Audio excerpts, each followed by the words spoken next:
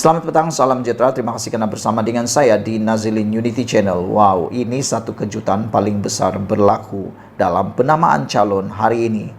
Kesilapan teknikal 4 calon PN Kedah sama University. PAS Kedah memohon maaf susulan kesilapan profil calon Perikatan Nasional PN Negeri itu yang memaparkan 4 orang mempunyai latar belakang pendidikan sama. Pihak penganjur sama sekali tidak berniat untuk memberi maklumat yang tidak tepat dan memohon maaf atas kesilapan yang berlaku, kata Ketua Penerangannya Muhammad Azam Abdul Samad. Terdahulu beredar tangkap layar profil 4 calon melibatkan Chua Si Heng, Kota Darul Aman, Radi Maddin Alur Mengkudu, Rasidi Abdul Razak Anak Bukit, dan Zawir Abdul Ghani Suka Menanti. Ia memaparkan latar belakang pendidikan sama, yaitu sarjana pendidikan perniagaan daripada University Marshall di Washington, Amerika Serikat. Perkara itu diketengahkan pengguna maya antaranya dengan membangkitkan persoalan sama ada mereka ini rakan sekelas. Menurut Muhammad Azam, kesilapan berlaku pada paparan skrin di Majlis Pengisytiharan Calon PN Kedah. Dalam kenyataan yang disiarkan di Haraka Daily, Muhammad Azam berkata, ia berlaku kerana pereka grafik menggunakan template sama tetapi tidak menukar butiran calon lain. Lebih kurang dengan istilah copy and paste sajalah ini kan. Yang saya hairan perkara yang begini detail, perkara yang begini kritikal pun boleh pula mengalami kesilapan begitu. Ini bukan kesilapan kecil pada pendapat saya, tetapi kesilapan yang amat ketara. Ini mungkin menunjukkan juga ciri-ciri kerja seseorang yang mungkin tidak berapa cermat ataupun mau cepat. Tak tahulah apa pendapat anda semua. Bagaimanapun, kesilapan hanya berlaku pada paparan skrin, tetapi tidak berlaku kesilapan ketika profil calon dibacakan oleh pengacara majlis, jerasnya.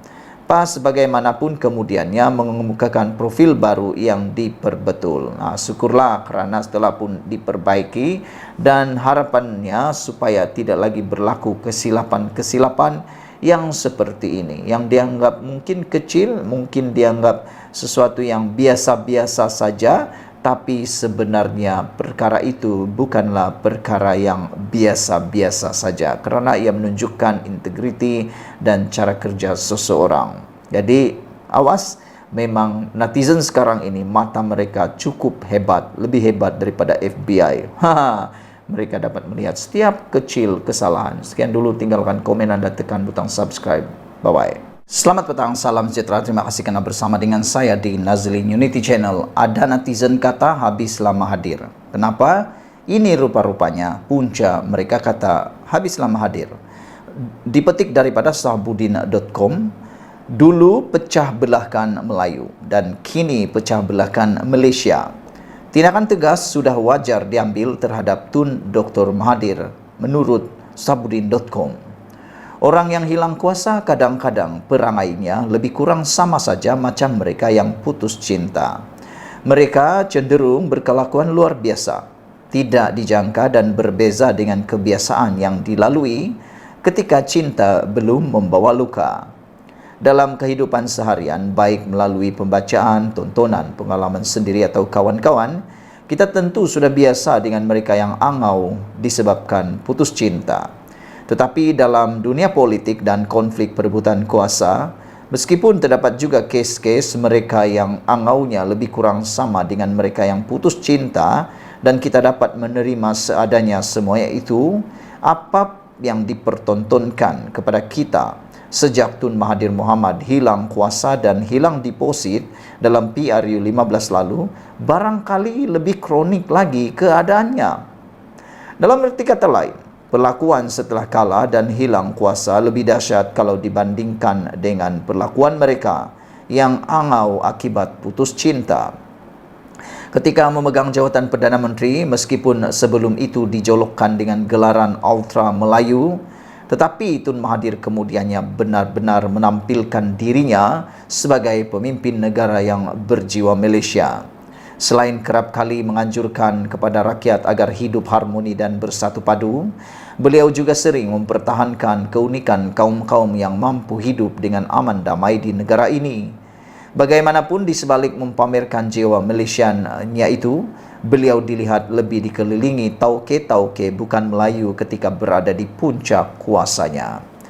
Tauke-tauke tersebut tanpa ingin menyebut nama mereka satu persatu, diberi banyak sekali peluang melalui perolehan kontrak kerajaan, lesen-lesen, pemilikan tanah dan sebagainya. Bukan saja untuk menjadi kaya, bahkan melangkau sehingga mencapai status bilioner. Anak-anak beliau berjaya dalam perniagaan, bahkan ramai orang menyebut antara mereka ada juga yang berstatus bilioner. Sebahagiannya dan tidak mustahil keseluruhannya adalah disebabkan perkongsian berniaga dengan ahli perniagaan bukan Melayu. Di dalam politik, meskipun pernah memimpin parti berteraskan Melayu yaitu UMNO dan Bersatu hingga berjaya menjadi Perdana Menteri sebanyak 2 kali, sebahagian penyumbang kepada kesuksesan Tun Mahathir dengan cara memecah belahkan Melayu dan bergantung kepada sokongan bukan Melayu. Ketika berbalah dengan Tengku Razali Hamzah pada pemilihan UMNO 1987 dan ia berlarutan sehingga PRU tahun 1990, di mana sebelum itu Kuli dipecat dan tidak dibenarkan menyertai UMNO baru yang ditubuhkannya pada 1988. Kemenangan BN pada PRU tahun tersebut adalah disebabkan sokongan yang diperoleh melalui parti-parti bukan Melayu yang mendukung kerajaan. Kemudian pada tahun 1998 apabila Tun Mahathir memecat Anwar Ibrahim sebagai timbalan Perdana Menteri, Menteri Keuangan dan membuangnya daripada UMNO, kemenangan BN pada PRU tahun 1999 juga adalah disebabkan undi dan sokongan pengundi bukan Melayu. Sejarah telah mencatatkan bahawa pada PRU tahun 1990 disebabkan Tun Mahathir berbalah dengan Kuli, BN telah hilang Kelantan dan pada PRU tahun 1999 akibat beliau memecat Anwar, BN hilang negeri Terengganu. Jika tanpa sokongan undi bukan Melayu, kalaupun tidak belayar malam, kedudukan kuasa Tun Mahathir ketika itu pasti hanya tinggal nyawa-nyawa ikan. Menjelang PRU 14 disebabkan ingin menjatuhkan Najib Razak, Tun Mahathir kali ini memecat pula dirinya sendiri daripada UMNO bagi tujuan memecahkan parti itu, lalu menubuhkan Bersatu yang kemudiannya mendorongnya merangkap mencari Anwar di mahkamah bagi membolehkan beliau bekerjasama dengan PH. Untuk kali kedua, Tun Mahathir akhirnya berjaya menjadi Perdana Menteri sekali lagi, tetapi harus diingat, kejayaannya itu juga dicapai dengan cara menjadikan UMNO dan pengundi Melayu berpecah, lalu bergabung kepada sokongan pengundi bukan Melayu dan juga DAP. Disebabkan kerakusan ingin kekal berkuasa itulah yang menjadikan orang Melayu berpecah dalam banyak parti, Semangat 46, PKR dan Bersatu. Melihat semua peristiwa itu dan membandingkan dengan perlakuan Tun Mahathir hari ini, tidak sukar menyimpulkan bahawa semua gerak laku dan gerak fikir beliau sekarang adalah disebabkan hilang kuasa dan hilang deposit. Ditambah lagi kerana Anwar yang menjadi Perdana Menteri ketika itu adalah musuh nombor 1 dalam sisa-sisa nafasnya yang makin menua. Tun Mahathir kini tiada pilihan lain selain memainkan sentimen Melayu dan tanah Melayu ini milik orang Melayu serta menanamkan kebencian agar orang Melayu membenci bukan Melayu sebagai pendatang semata-mata kerana terdesak ingin kekal relevan bersama harapan agar usahanya menjatuhkan Anwar berakhir dengan kejayaan. Soalnya, kenapa baru sekarang Tun Mahathir mahu membenci bukan Melayu dan mempertikaikan keberadaan mereka di negara ini? Kenapa ketika disokong oleh bukan Melayu sehingga berjaya kekal sebagai Perdana Menteri pada PRU tahun 1990 dan 1999, serta ketika disokong sekali lagi oleh bukan Melayu dan DAP untuk menjadi Perdana Menteri buat kali kedua pada tahun 2018, semua perkara itu tidak berbangkit? Kalau hari ini beliau begitu mempertikaikan keberadaan dan tingkah laku orang bukan Melayu, Mengapa ketika berpeluang berkuasa selama hampir 24 tahun sebagai Perdana Menteri, tiada sebarang usaha positif dilakukan oleh Mahathir? Bahkan, kenapa beliau melantik Lim Guan Eng sebagai Menteri Keuangan pada tahun 2018? Meski ketika itu Muhyiddin Yassin begitu mengidamkan jawatan tersebut dan hampir-hampir merajuk kerana kecewa. Apa yang nyata? Melihat dan meneliti tulisan-tulisan Tun Mahathir di media sosial akhir-akhir ini mengenai Melayu dan keberadaan bukan Melayu di negara ini, tidak diragui lagi beliau kini sudah melangkaui garis merah yang berbahaya kepada masa depan Malaysia. Sekaligus, ia turut memperlihatkan beliau tiada lagi ciri-ciri seorang negarawan yang patut dihormati. Jika dulu strateginya ialah memecah belahkan Melayu kerana ingin kekal berkuasa dan beroleh kuasa, beliau kini nampaknya sedang dilaluan untuk menghancurkan negara ini dengan tulisan-tulisan yang mengajak kepada perpecahan, kebencian serta permusuhan antara kaum. Jika ini dibiarkan berterusan, Malaysia yang aman, harmoni dengan kemajukan dan kepelbagaian ini pasti akan hancur akhirnya. Dalam hal ini, terlanjur kerajaan mahu mengemas kini Akta Hasutan dengan menjadikannya hanya berperanan melindungi raja-raja Melayu.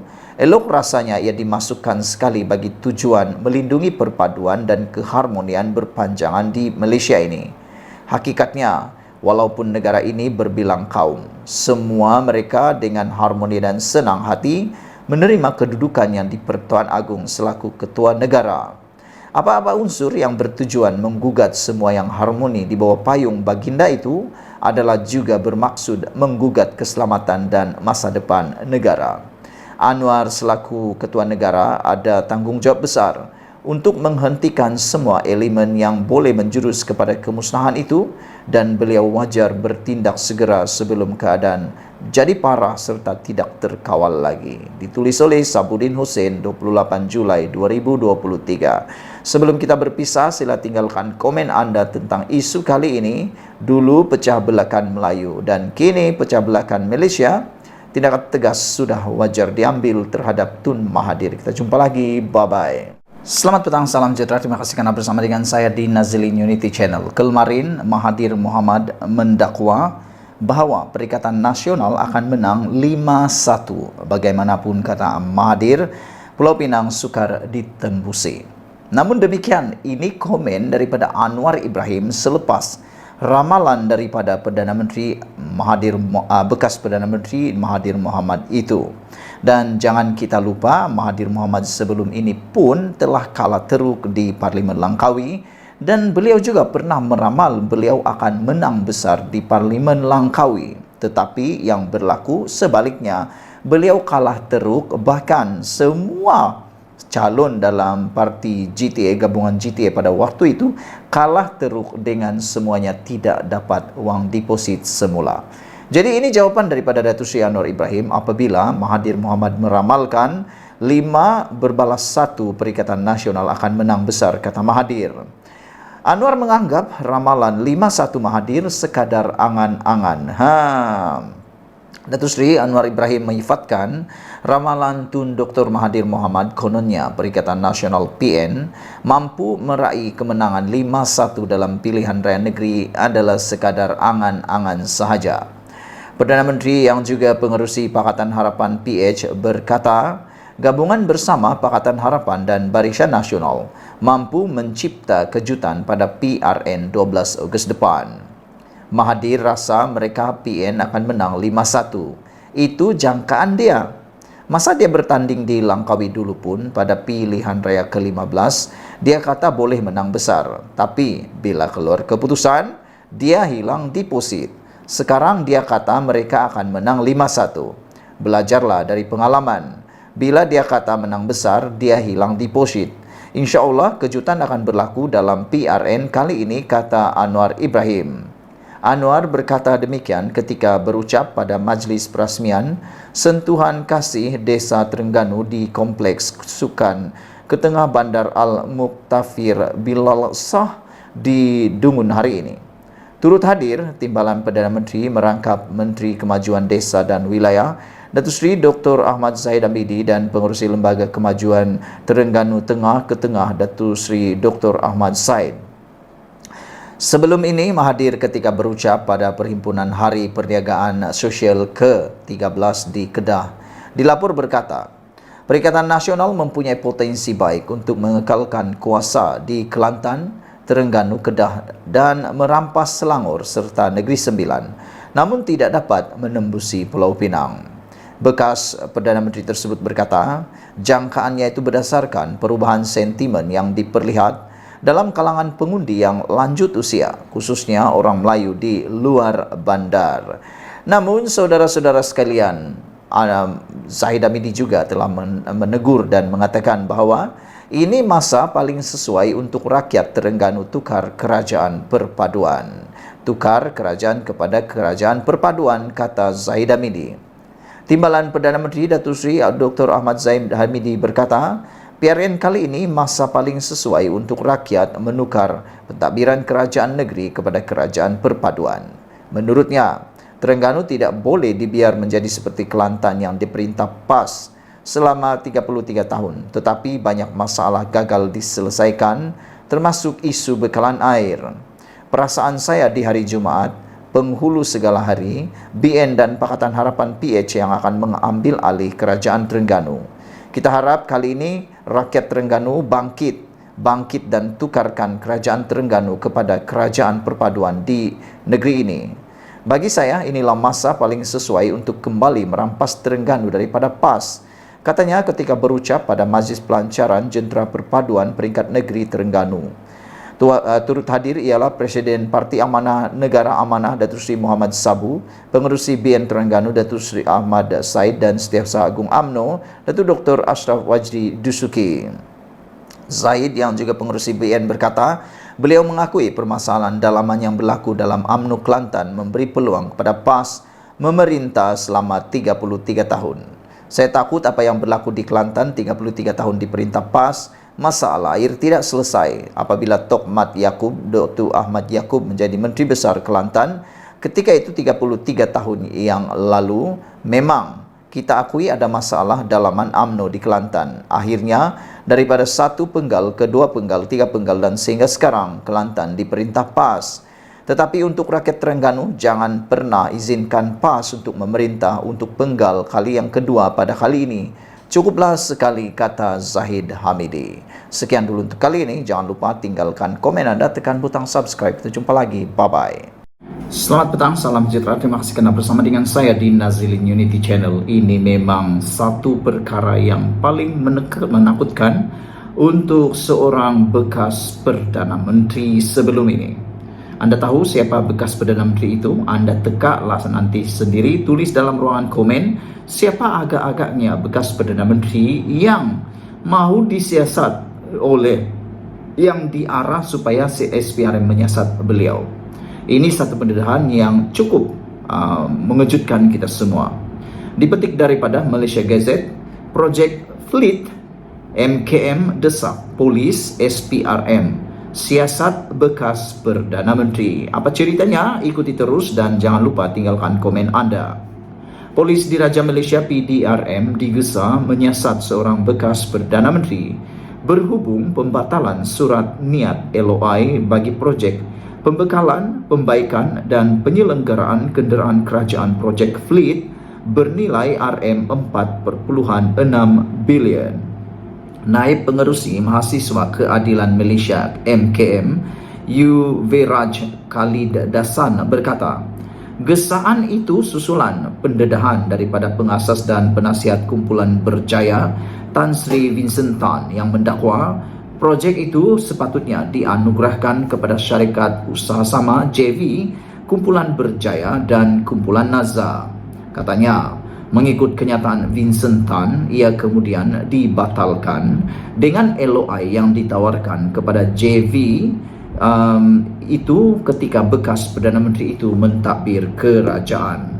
Dalam kenyataan Vincent Tan tersebut yang bertarikh 17 Julai lalu, terdapat pendedahan bahawa konsortium yang dibentuk antara Berjaya dan Nazar telah membuat tawaran bagi pihak ataupun bagi Projek Fleet. Projek Fleet telah dianugerahkan kepada Konsortium Berjaya Nazar melalui surat niat. Namun, Vincent Tan telah menyatakan bahawa kerajaan Malaysia di bawah pentadbiran Perdana Menteri pada masa itu kemudian telah membatalkan semula surat niat tanpa memberikan sebarang alasan. Projek Fleet kemudian dianugerahkan kepada sebuah syarikat yang mana tawarannya berharga lebih mahal, iaitu sebanyak RM700 juta, katanya pada sidang media di Ibu Pejabat Polis IPD Dan Wangi hari ini. Yuveraj mendakwa kes terbabit mungkin mempunyai unsur-unsur rasuah dan menggesa Suruhanjaya Pencegahan Rasuah Malaysia SPRM memulakan siasatan. Dalam kenyataan, Vincent itu didedahkan bahawa Konsortium Berjaya Nazar menang tender kerana tawaran mereka adalah yang termurah di antara semua pihak yang telah menyertai tender. Khususnya tawaran Konsortium Berjaya Nazar adalah RM700 juta lebih murah daripada yang dikemukakan syarikat terbabit.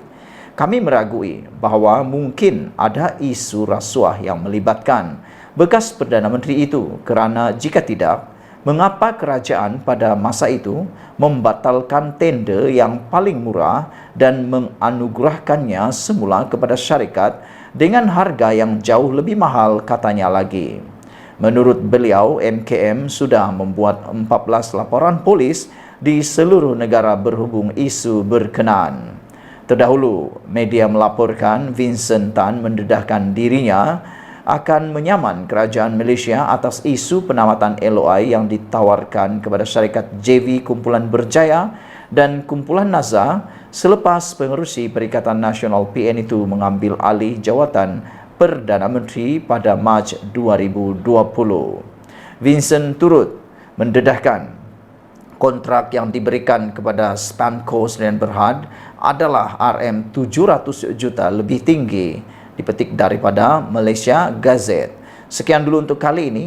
Semoga dengan pendedahan ini maka kita semua akan ternanti-nanti apakah tindakan yang seterusnya diambil oleh PDRM dan SPRM selepas 14 laporan polis telah dibuat di seluruh negara berhubung isu LOI ini. Dan yang lebih menarik lagi, menurut pengerusi MKM ini, mereka meragui bahawa mungkin ada rasuah yang melibatkan, mungkin ada isu rasuah yang melibatkan bekas Perdana Menteri itu, kerana jika tidak, mengapa kerajaan pada masa itu membatalkan tender yang paling murah dan menganugerahkannya semula kepada syarikat dengan harga yang jauh lebih mahal, kata beliau. Sekian dulu Malaysia kita punya, kita jaga sama-sama, cintai Malaysiaku. Bye-bye. Selamat pagi, salam sejahtera. Terima kasih kerana bersama dengan saya di Nazilin Unity Channel. Ini satu pendedahan dan juga ini satu pengakuan daripada Anwar Ibrahim yang kita tunggu-tunggu dan kita tabik spring kepada beliau. Ini apabila Datuk Seri Anwar Ibrahim dengan beraninya mengatakan bahawa Menteri Pemimpin Kaut Sumber Kekayaan Negeri Negara untuk kepentingan peribadi disingkir serta-merta. Kita menyambut baik cadangan dan juga keputusan Datuk Seri Anwar Ibrahim Perdana Menteri kita ini apabila beliau kata mana-mana pemimpin yang mengaut kekayaan daripada negeri ataupun negara semata-mata untuk kepentingan peribadi perlu disingkir ataupun ditolak, ataupun dengan kata yang lebih kasar lagi, dipecatlah kalau memang didapati bersalah.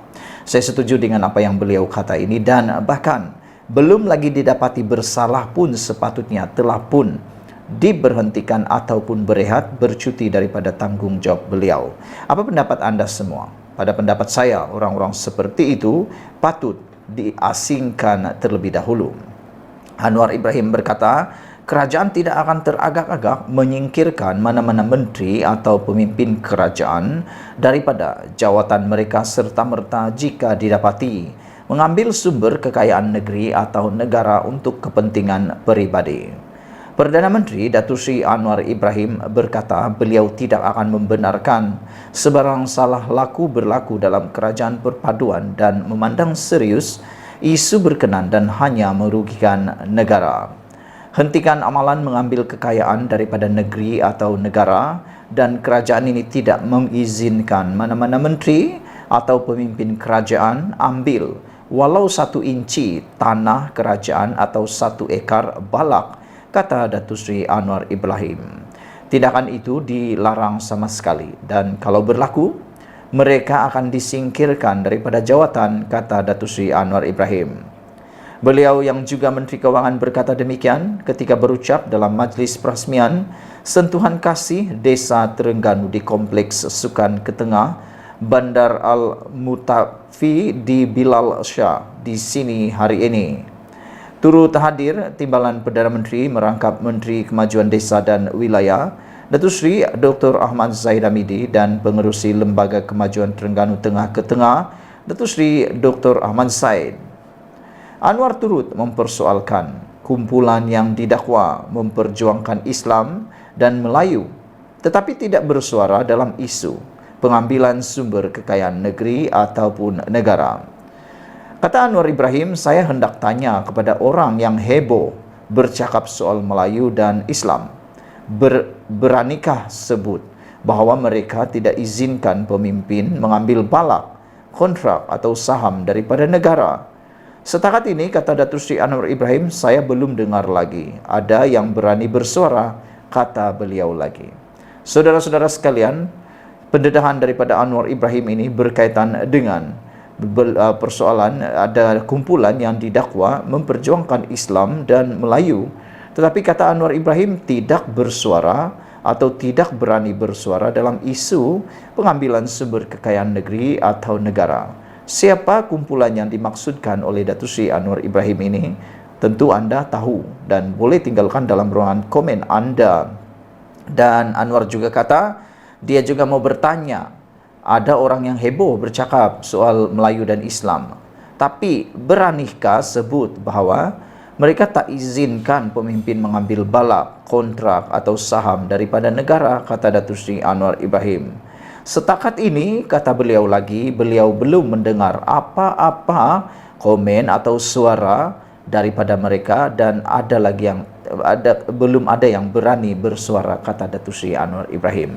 Apa pendapat kamu semua dengan pendedahan daripada Anwar Ibrahim ini? Cukup beraninya Anwar Ibrahim dengan mendakwa kumpulan tersebut yang mana hanya memperjuangkan perkara tertentu tetapi masih tidak berani untuk bersuara berkaitan dengan kes mengambil kekayaan negeri atau negara.